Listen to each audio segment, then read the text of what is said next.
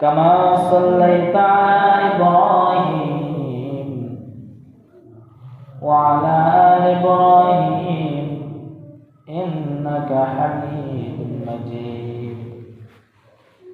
اللهم بارك على محمد وعلى آل محمد كما باركت على إبراهيم وعلى آل إبراهيم إنك حميد مجيد. মহান আল্লাহ রব্বুল আলামিন আমাদেরকে পবিত্র জুমার দিন আল্লাহ তাআলার ঘরে আসার বসার তৌফিক দান করেছেন। এই জন্য আমরা সকল অন্তরস্থল থেকে শুকরিয়া আদায় করি, আলহামদুলিল্লাহ। আল্লাহ পাক রব্বুল আলামিন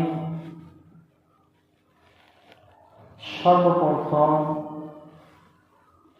আমাদের আদি পিতা আদম আলাইহিস সালামকে সৃষ্টি করেছেন। কাকে সৃষ্টি করেছেন? আমাদের আদি পিতা হযরত আদম আলাইহিস সালামকে সৃষ্টি করেছেন। সর্বপ্রথম আদমকে সৃষ্টি করেছেন। সৃষ্টি করার সাথে সাথে কিন্তু কথা বলার শিক্ষাটাকে দেন নাই, দেখছে নাকি? শুধুমাত্র আদমকে সৃষ্টি করেছেন, কথা বলার শিক্ষা এখনো দেন নাই, এখনো জবান দেন নাই। আল্লাহ পাক রব্বুল আলামিন এটাই কোরআনে বলেন, মানুষকে জবান দিয়েছি, এই জবানটা খুব দামি জবান। মুখের ভাষা মানুষের খুব দামি। এই মুখের দ্বারা মানুষ অনেক উপরে উঠে যায়, আবার এই মুখের ভাষার জন্য মানুষ অনেক নিচেই নেমে যায়। এটাই আল্লাহ পাক রব্বুল আলামিন কোরআন থেকে বলতেছেন, খলাকাল ইনসান। আল্লাহ পাক রব্বুল আলামিন বলেন, আমি সর্বপ্রথম মানুষকে সৃষ্টি করেছি। আমি মানুষকে সৃষ্টি করার পরে কথা বলার ক্ষমতা দেই নাই। আমি আল্লাহ পাক রব্বুল আলামিন মানুষকে সৃষ্টি করে আল্লাহ তাআলা বলেন, আল্লামাহুল বায়ান। আমি আল্লাহ পাক রব্বুল আলামিন মানুষকে কথা বলার শক্তি দিয়েছি, মানুষকে দুনিয়ার সমস্ত কিছু শিক্ষা দিয়েছি। মুখের জবানের ভাষা তো যার সুন্দর হবে, দুনিয়াতে সে সকল কাম হবে। এ মুসলমান, মুখের ভাষার কত দাম! আল্লাহ তাআলা জবানকে শিক্ষা দিয়েছেন, জবানের মাধ্যমে কথা বলার ক্ষমতা দিয়েছেন আল্লাহ পাক রব্বুল আলামিন। একটু গভীর করে চিন্তা করলে দেখা যায় আল্লাহ পাক রব্বুল আলামিন এই জবানটা কি জন্ম দিয়েছেন। আমি আপনি যখন মায়ের গর্ভে ছিলাম, আল্লাহ পাক রব্বুল আলামিন আমাকে আপনাকে এই জবানের মাধ্যমে, মুখের মাধ্যমে ওখানে খাবার খাওয়ান নাই। আল্লাহ পাক রব্বুল আলামিন মায়ের নারীর সাথে নারী প্যাঁচ লাগিয়ে খাবার খাওয়াইছেন।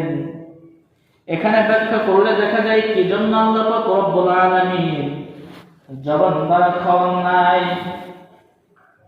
আল্লাহ রাসূল সাল্লাল্লাহু আলাইহি ওয়াসাল্লাম বলেন,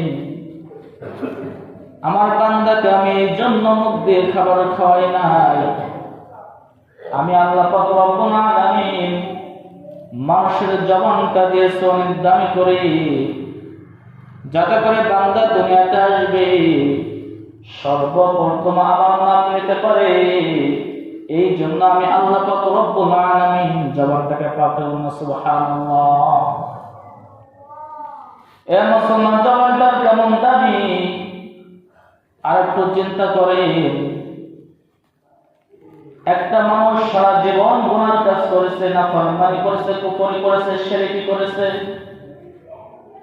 কিন্তু মরার আগ মুহূর্তে জবানের মাধ্যমে শুধু একবার বলেছে লা ইলাহা ইল্লাল্লাহ মুহাম্মাদুর রাসূলুল্লাহ। আল্লাহ রাসূল সাল্লাল্লাহু আলাইহি আমি আল্লাহ পাক রব্বুল আলামিন তার জীবনের সমস্ত গুনাহ মাফ করে দেওয়ার ঠিকানা আমি জানলাম না। সুবহানাল্লাহ। তাহলে জবানের কত দাম!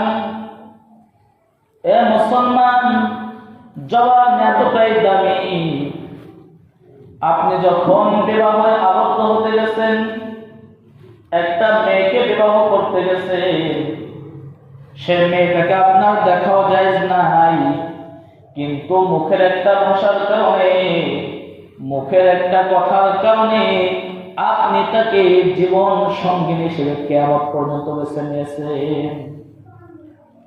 শুধুমাত্র জবানের একটি কথার মাধ্যমে।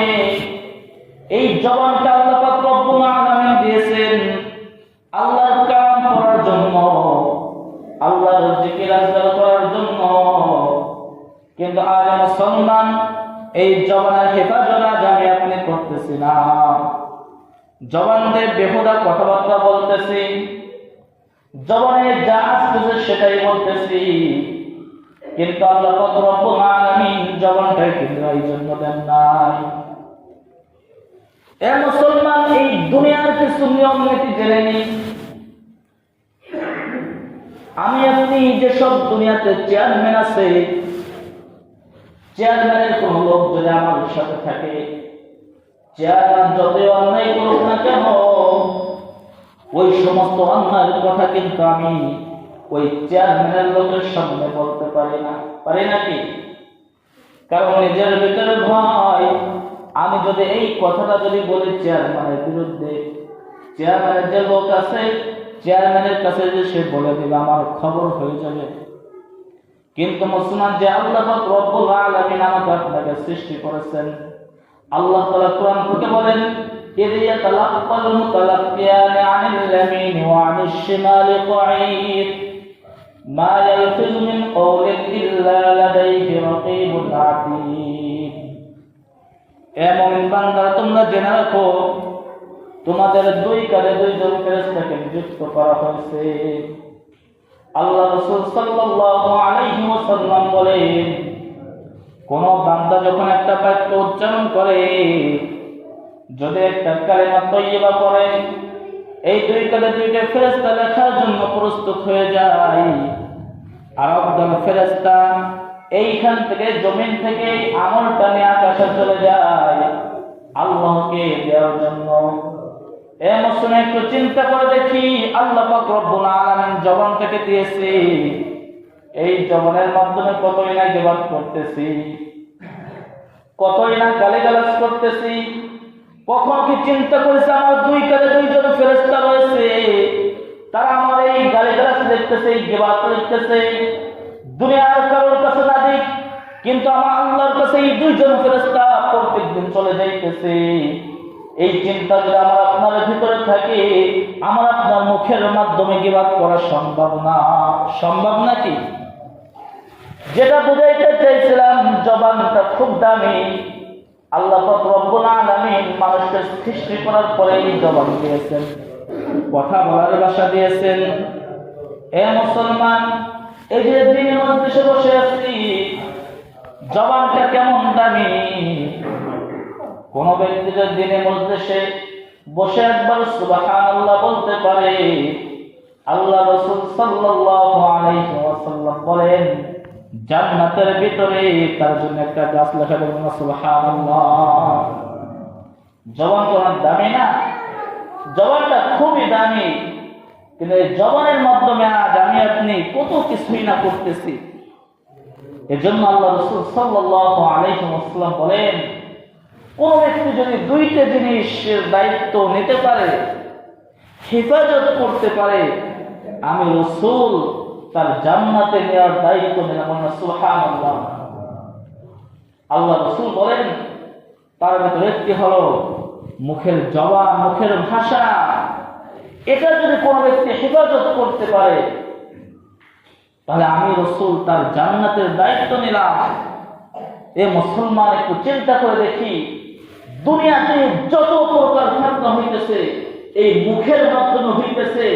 আজ আপনি ছোট ব্যক্তিকে গালিগালাজ করতেছেন, মুরব্বীকে গালিগালাজ করতেছেন, এই মুখের মাধ্যমে করতেছেন। যত প্রকার দুনিয়াতে ফেতনা হয় এই মুখের দ্বারা হইতেছে। এজন্য আল্লাহ রাসূল বলেন, কোন ব্যক্তি যদি এই জবানের হেফাজত করতে পারে, আমি রাসূল তার জান্নাতের দায়িত্ব নেব। সুবহানাল্লাহ। মুখকে হেফাজত করব তো ইনশাআল্লাহ, করব তো ইনশাআল্লাহ। আল্লাহ তাআলা আমাদের সকলকে মুখের গীবত থেকে, মুখের যত প্রকার গুনাহ আছে সমস্ত প্রকার গুনাহ থেকে বেঁচে থাকার তৌফিক দান করুন। আমিন। যা সুন্নাতুন জারিকা কবলা জন্য সুন্নাত।